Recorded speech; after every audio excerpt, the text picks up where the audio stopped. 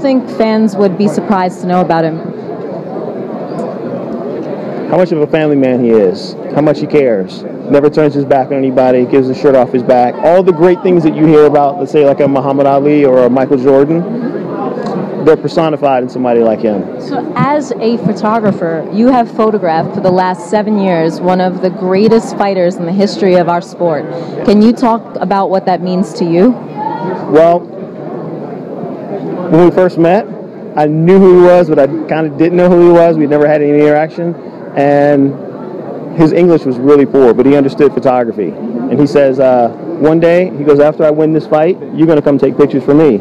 I was like, okay, cool. And I get off the elevator, and the guy was like, dude, that's Anderson Silva. I was like, okay. No, he's the man. And I was like, all right. And I've never bought into the hype. I've gotten to know him as a person, as a father, as a business owner, as a brand. And it's one thing that I've always stressed to him is own your brand, own your legacy. Because very, very few athletes walk away from any sport owning anything. Yeah, I've seen some of those like ESPN, like 30 for 30s, and how poor people deal with their finances for the sport. Yeah. What do you think is going to be his life after fighting? Probably developing other students, developing athletes. And if he does it right, which I'm sure he probably will, his brand will outlive the sport. It will outlive the sport. And he'll bring new athletes into it, and he's Michael Jordan. You have a favorite? He is the Michael Jordan of MMA. I completely agree. No, it's special. There was a point, I'd say probably 6 months ago, that I kind of felt that I was done. It took me about 1.5 years, but I was able to put a photo shoot together of George St-Pierre and Anderson Silva. That was you? Yeah. I was just going to ask you, what was your favorite moments? It's the first and only time that I've ever cried for anything that I've done, and I think that is my screensaver. Oh. Your photo, that's crazy. That is my screensaver. The two of them hanging off the ring. This is embarrassing. Yeah, they were leaked, and it was really kind of sad that they came out that way, but it was only 6. Yeah. And sorry, I used your leaked photo. It's all good. I mean, it happened. It's people have brought internet blow-ups to the gym, like, hey, please sign this. And he looks at it and he's like, yeah, sure, why not? It was a moment that I'll never forget. The first time, because they've been fighting in the UFC, I believe, for 10 years, and they've never had a conversation. Never talked. So you photographed the first time they ever hung out? It's the first time they ever hung out. It's the first time they ever had a conversation. Uh-huh. They talked about Brazil. They talked about Olympics. They talked about regular guy stuff. And I think at some point, each camp has probably said, oh, he thinks he's the best, or he thinks he's the best, but I've never heard an ill word from either one of them about the other. Always the highest level of respect from Anderson, and always the highest level of respect from George. Well, lots of people wanted them to fight. Lots of people wanted them to fight, and like Nick Diaz is actually quoted as saying, George said that Nick shouldn't take this fight because of the weight differential, and Nick was like, well, George can shut the F up because he didn't take the fight and I took the fight. What do you think a fight would be like between George and Anderson, and why do you think neither of them will do it? That's a tough question. That's a loaded question. You get me in trouble.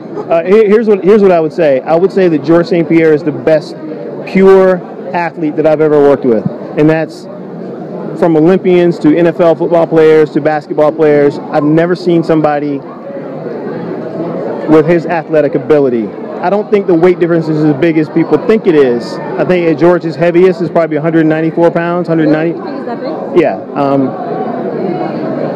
I've been fortunate enough to work with great athletes in this sport. Chuck Liddell was the first person that gave me a break, but yes. And after working with Chuck, I started working with, I've shot George and Anderson simultaneously over the last 7 years. So yeah, at his heaviest, he's probably 194 pounds. But 194 pounds of muscle it's awesome, especially when he's trained and he knows what he's doing. A fight between the two of them it'd be epic. It'd be epic. You're talking about something that it's a dream. It's a dream matchup. It's a dream, for both of them. There's certain skills that I believe Anderson has that George is always improving on, and there's certain skills that George has that are just not, you know, Anderson's body type or exactly. You know, for George to never have You're talking about that explosive wrestling and that ability to blitz in like he does, and how he covers distance, how he game plans, how he does everything. And Anderson is, I think, again, this is from, you know, out from very, you know, close inside, not just looking on the outside. It's with Anderson, it's all about feeling. It's a movement. He's got to feel it. Yeah. Just like sixth sense of movement. It's spider sense. Spider sense is tingling. There's a spider sense. I say that all the time, like especially in a bad relationship. But anyway, I think I want to know how that photo shoot came about. How was that even set up? Can you tell me? It took me about a year and a half to figure out the timing. The timing of it was something that, this is going to sound... No, say it. Come on. They were both injured. They were both not out. I know. I think a lot of it was burnout a little bit for the both of them too. The pressure of being the champ forever. And George, since I've met George, he's never been out of the gym. And I think at some point you have to take a step back and go, I need a little bit of me time. Yeah. That's what's kind of cool about Diaz and Silva. They've had that rest and recovery, and they're even in that retrospect. Anderson obviously living in California, and George being there for 3.5, 4 months. I said to both of them, and it was 100% true. Neither one of them would have been in it, would have said yes if the other one wasn't like, hey man, I'll do it if George will do it. I don't believe there will ever be a brand as large as Anderson's in middleweight, and I don't believe for the same for George. And if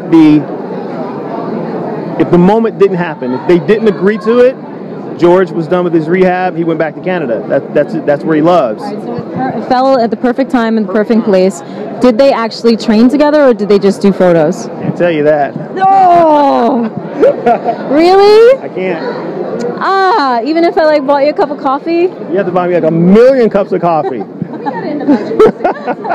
We'll expense it. We can expense it.